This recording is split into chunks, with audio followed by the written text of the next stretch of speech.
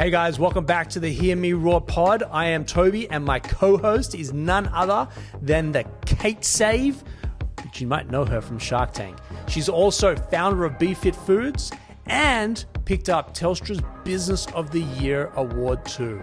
Kate? Well, Tobi, you've got a super impressive CV, 25 years in global commercialisation experience, and you founded Creative Cubes, Australia's leading co-working space and real estate business.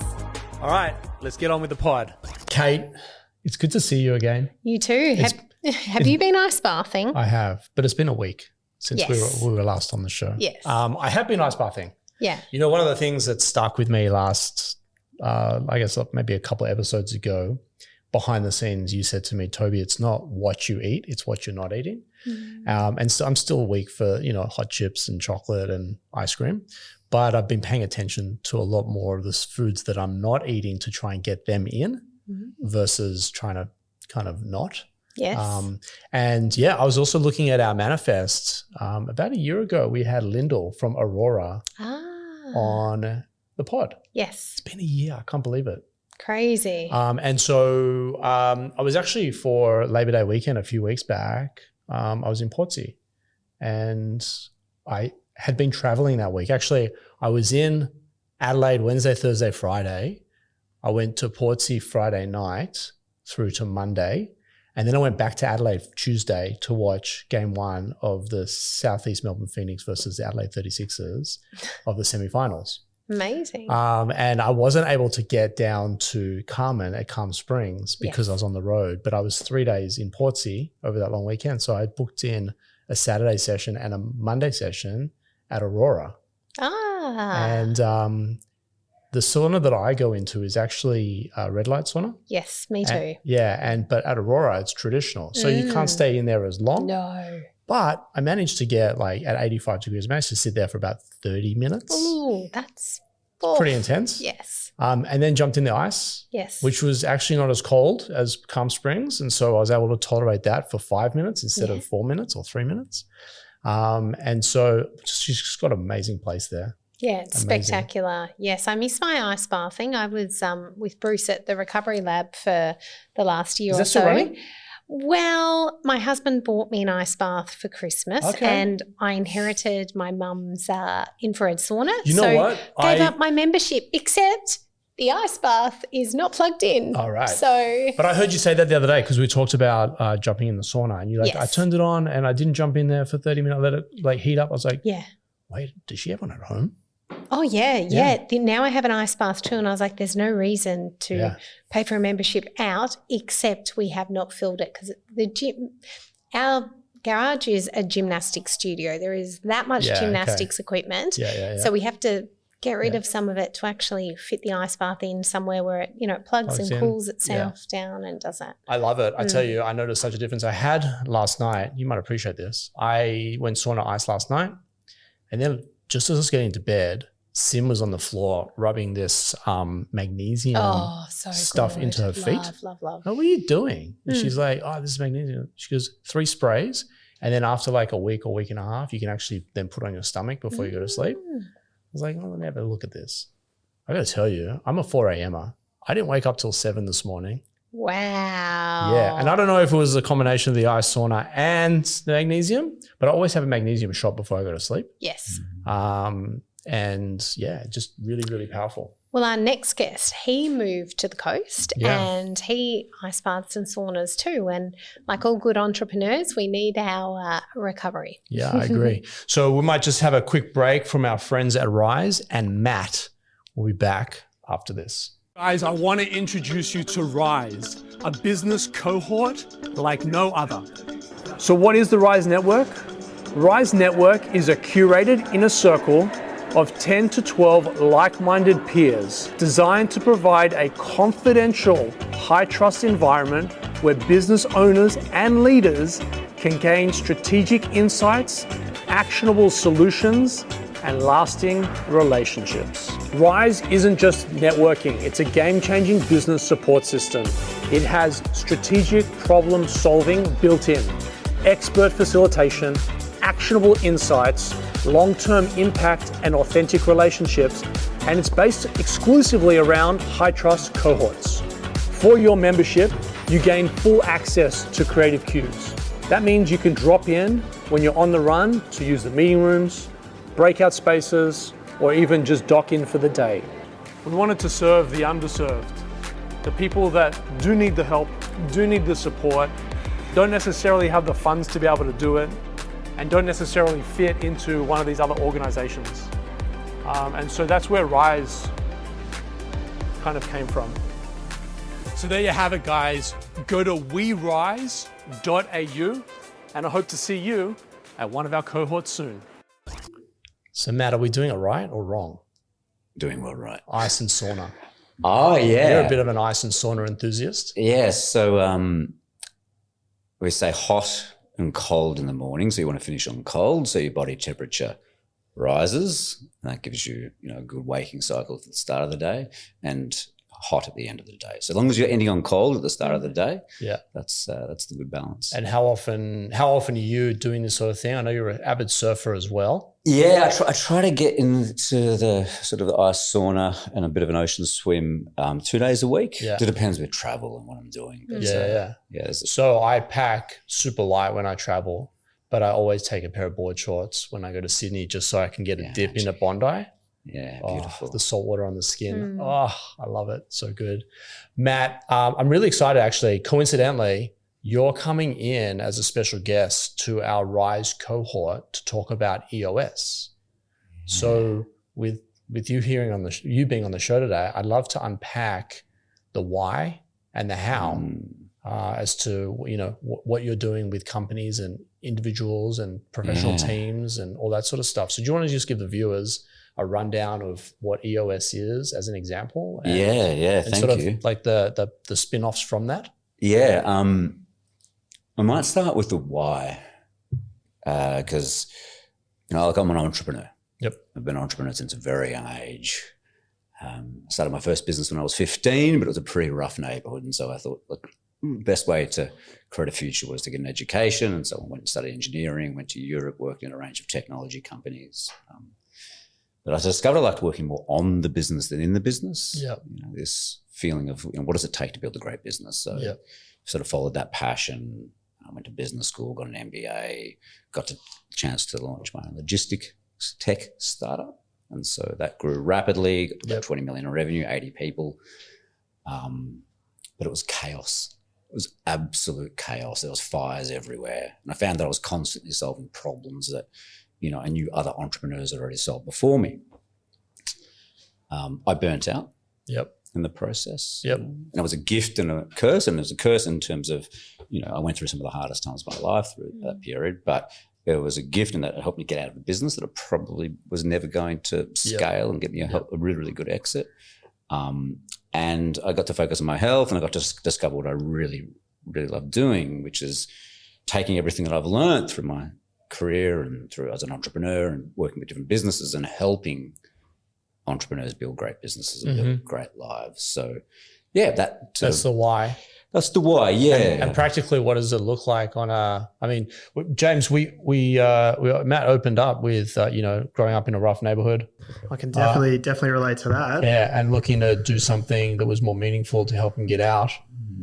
James is very similar upbringing. Yeah, and I think it's amazing. Obviously, I'm friends with Matt, and I've known him for quite a while as well, and he's so grounded. I think that's the thing that really stands out when you have a crazy background like that. Oftentimes, people are really scattered. Yeah, but I've always noticed you're so calm and centered and grounded, even though it's probably crazy. I think it's the Torquay Beach, coupled with sauna, coupled with ice. That's the secret. Matt, amazing.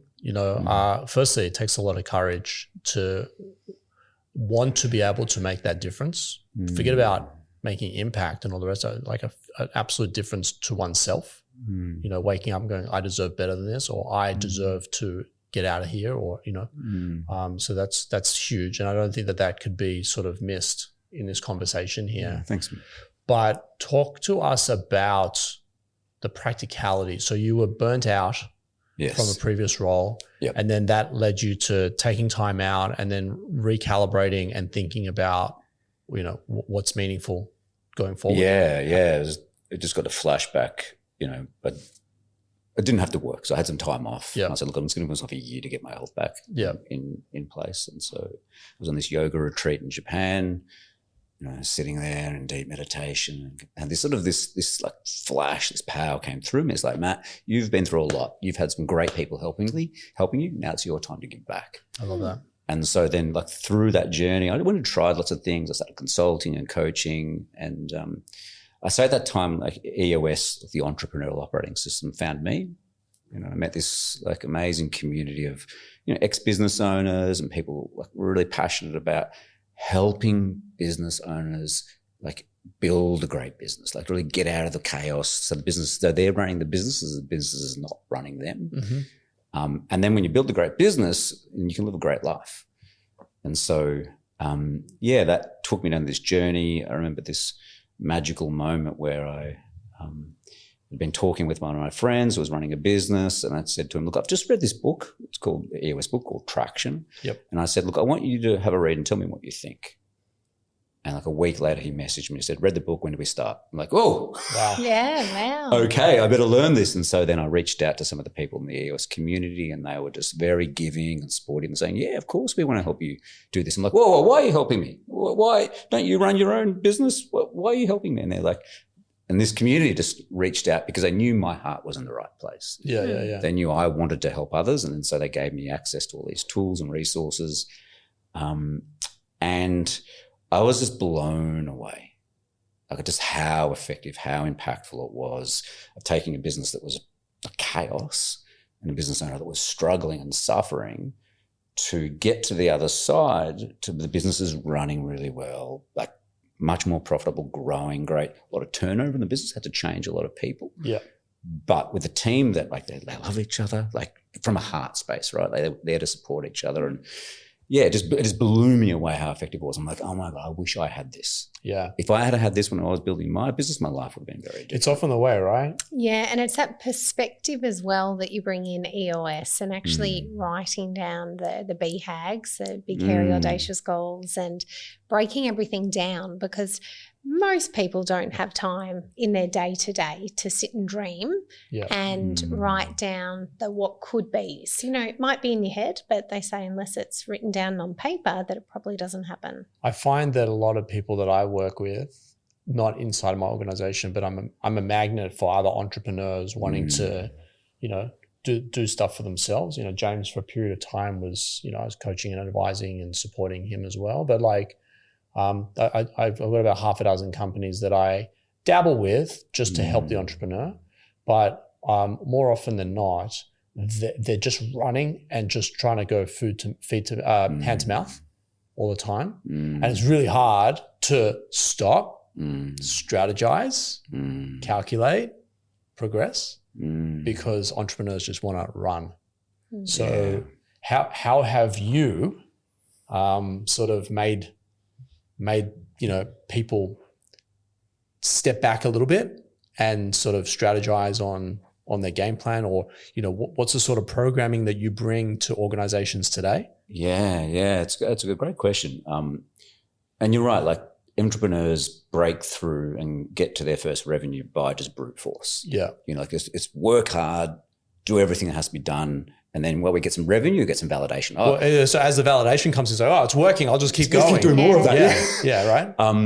And so one of the truths that it comes to building a great business is more than just an individual, right? You need a great leadership team. Yeah. And so with the journey with EOS, we have a process. Yep. It's a clearly defined process. And through that process, what we're doing, we're helping the entrepreneur or the business owners and their create a leadership team. And with that team, we want to create three things we call vision, traction, and healthy. Yeah. So vision is about getting every single person 100% on the same page with where the business is going and how it's going to get there. Yep. Traction is about creating discipline and accountability across the leadership team. So it's about helping your leaders become that much more disciplined and accountable to execute every single part of your vision. Yep. And healthy is about creating this functional, cohesive, open, honest environment where people are comfortable sharing what needs to be said. They're speaking into those hard truths. Yeah. And from that environment that you create with the leadership team, this vision, traction, healthy, they get really good at it. There's some turnover, honestly. Like people leave the organization as is needed. Well, masks come off a little bit, right? So people enter an organization unsure. They think they want to throw themselves at stuff, and then when the rubber hits the road, it's kind of like, this isn't for me. Or alternatively, they pump their tires up in their application that the role is sort of surpassed their skill set. 100%. Yeah. Yeah. And I think that's probably the biggest challenge often that's found is that, like the people that got the team that got the entrepreneur to sort of, 5 or 10 mil is not the same team that's going to get them to 10 or 50 or 100. You're speaking my language. And so the business often outgrows the person, or we say the organization often outgrows the seat that it's sitting in. And that's one of the hard parts is that, an entrepreneur has been working with, this person for 5 years and they love them and they've gone through so much together and they're just like, you're just not going to get us to the next level. Yeah. And that's where often a lot of business owners and entrepreneurs haven't had that experience with performance management. Yep. They've been very easy to fire people who aren't the right fit. Yep. But when there's trust, that comes with its own set of complications, right? Dismissing people that are not the right fit and exiting them in a professional way and backlash from an HR perspective, it's a whole nother. Yeah, I mean, unfair dismissal is a bit of a quagmire, but there is a process, right? Yeah. Like there is a clean way of doing it that it's not going to get you into trouble. Yep. That you, work with Kate's sister quite regularly, Jane, on, helping entrepreneurs. Hey, you've got this leadership team. Those 3 people have got to go. How do we do this well? Or even the worst case, leaders are often like, they're there. Okay, yeah, I realize it's not the right for me. It's the junior employee. Yeah. It's the junior employee who locks in and starts to obfuscate and say, look, don't put me up for unfair dismissal. I'm going on sick leave. Like that's probably the more hard one to deal with. But there's a process. It can be done. Yeah. People shouldn't take money from a company when they're not doing a good job. Like So firstly, you tapped on Jane. I saw a photo of Jane. I'm like, oh my God, it looks like Kate with brown hair. It's like you guys are spitting images, but just like light mode, dark mode. We used to tie our hair up when we were kids and swap jobs. So can you cover me? We had the same jobs. That's incredible. Yeah, I was actually blown away. You put a photo up a little while ago and I was like, oh my God, I got to remember to talk about that. And Kate's Jane's in HR, right? Yeah, she looks after HR for you. Company. Yeah, and she looks after you? Yeah. Yeah, amazing. Well, shout out to her. Matt, you make some really strong points, like the stuff that I see and have experienced, by the way. Journey 1 for me with Petlu was just like balls to the wall, flat out, let's go. I would fly from Los Angeles to New York. Sales in New York went off the channel. Went crazy. Then I fly back to LA and New York dies down and LA sales fire up. And I go to Miami and, it's like, oh my, anyway, that was a 10-year journey of just like hustle. Yeah, wow. And I vowed from that journey not to ever do it by myself again because the journey was actually quite lonely. Did you have the burnout too? The business, there wasn't a burnout, no. But the business became too big for me. Yeah. So to tap on one of the call outs you said, like what took you from 0 to 10 mil is not going to take you from 10 to 50 I actually recognized that inside Cubes. Wow. To the point where I'm no longer the CEO. Amazing. Yeah. Like I stepped in as the founder. I actually really was passionate about brand, mission, vision. Yeah. How people walk in, the experience, the touch points, how that made people feel. I love all of that. The furniture that we use, everything, the smell, everything. Yeah, but then we took on some venture capital, and the capital being injected was not actually being injected because they believed in Cubes. They believed in me as the founder. So I had to step up as the CEO. So I vacated the marketing role. In came Louis Galena. Louis took over marketing. It pushed me into the CEO role. I don't know if my position as CEO I'd feel differently about it today if we hadn't gone through pandemic. And I used to see you here quite a bit during the pandemic, legally or illegally. We had to have papers. We do what we've got to do. But we were both here a lot in South Melbourne during the pandemic. But I had total resentment towards the role as the CEO. Because I was doing stuff that I didn't necessarily sign up. It's not my why. Yeah. Yeah. And so the business has now grown well beyond startup stage and revenue. We have 70 employees now. Yeah, wow. It's a very different business to when it was just three sites, Richmond, Hawthorne, South Melbourne, and a dozen staff, right? So even myself, while I don't put the bullet in my own skills, like I didn't really want to be the CEO of this organization. I just wanted to continue the brand mission vision. But now what took us from 0 to 10 is not going to take us from sort of 10 plus because we've got different skills around the table. Louis way more skilled than me in marketing and all that sort of stuff. And Michael, who is our CEO, he's actually an executive CEO. Yeah. And this thing's on a rail, and this thing has budgets and forecasts and systems and processes. Yeah, we're no longer wearing the diapers anymore, right? Yeah. And so it's afforded me a position to go back to my passion. I sit as the executive director, but I actually have nothing to do with the day-to-day. Yeah, awesome. Because that's not what gets me out of bed really exciting. But I share this with you and the audience because you tap on some really meaningful things. Specifically, the burnout is very, like, if I was to remain as CEO, I reckon I would have burnt out. Yeah. And actually when we acquired Workspace 365, which is now Corporate Cubes, Michael and I were going to be co-CEOs. And I said to Michael, but if I give Louis a direction and you give Louis a direction, it's the old Spider-Man meme. You know what I'm saying? Yeah. And so it's like, you have to be, and there's a lot of entrepreneurs and there's a lot of people that have ego attached to their title. I'm not in it for that, which has afforded us great success from a business standpoint. But there's a lot of entrepreneurs that I've coached. There's a lot of people that I've met. I come off a stage or a gig or an interview or whatever, and people are like standing there wanting to talk. And there's a lot of people that are put their ego in front of their business, or they put their idea in front of the market and the customer. Yes, that's right. Yeah. And and very few people can do it. Steve Jobs, he was fired, and then they brought him back. Zuck has kept his role in at Facebook, but like, my God, did that kid have to grow up significantly to the point where not a lot of people can do it. But he built a great team around him. Yeah, and I think so well done, right? Not everyone gets it. Some people hold on. They think, no, I've got to be this. I've got to be in control of everything. And so your ability to realize, you know what, I'm not happy. This is not doing it for me. Like that's actually pretty powerful. Yep. And what you really discovered is in EOS, we talk about these roles called the visionary and the integrator. Yep. Like that 0 to 1, you need a visionary because that's the person who's going to see new ideas, break in new markets, win big deals. But typically the visionary is not very good at holding people accountable.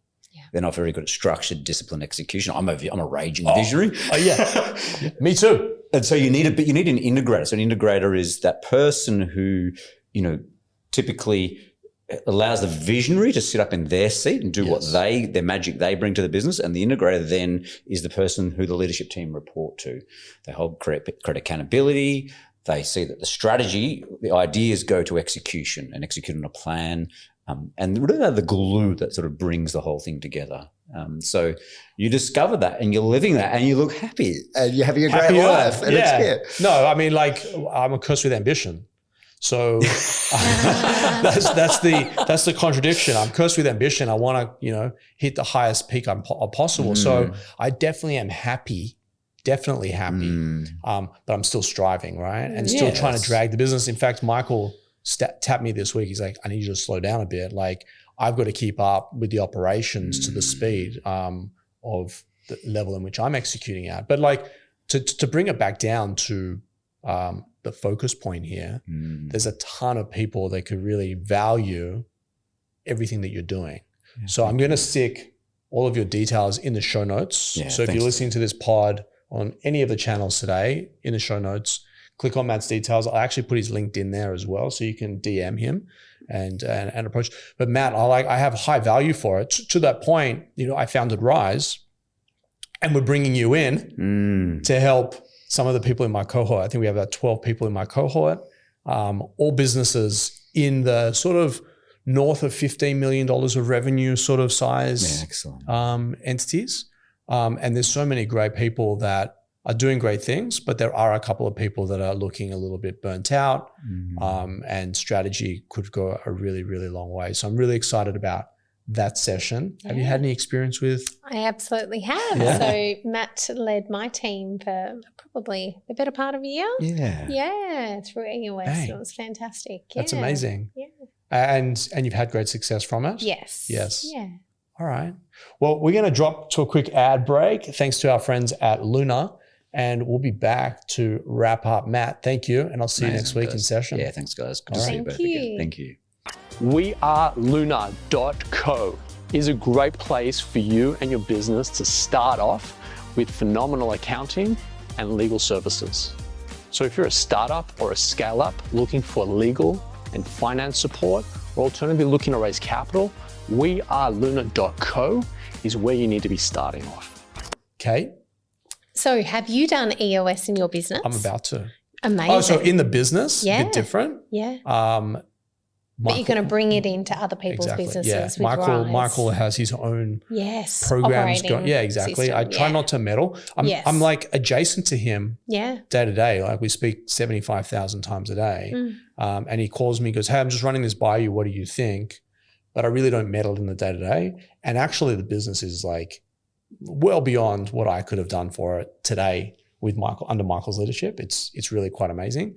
But I am excited about what other people in the cohort will experience. Yeah, especially if they haven't taken that step back, and that visionary and integrator role is really critical to getting shit done. I agree. Accountability is really important. You know, as we were setting up this studio today to come in, we actually had a booking before, and the people in here before just, you know, they were using the studio, and they found out who I was. Someone introduced me. This is Tobi, the founder of Cubes. And one of the ladies was like, wow, your team is amazing. And I'd like to take responsibility for culture. You're the culture person. But actually the skills I cannot take responsibility for. These guys, specifically here in South Melbourne, but really network-wide. 15 sites now. Amazing. They're doing an exceptional job, and we have a lot of systems and processes. Rebecca Freestone, who would be a great connect for you. You know, she's head of operations here. She's leading the team nationally. We have area directors and people in places and spaces, and I try not to meddle because unfortunately I'm just the entrepreneur, right? That's got a whole heart, a big heart towards the mission and vision, but actually lacks the skills in the detail of the day to day. Yeah.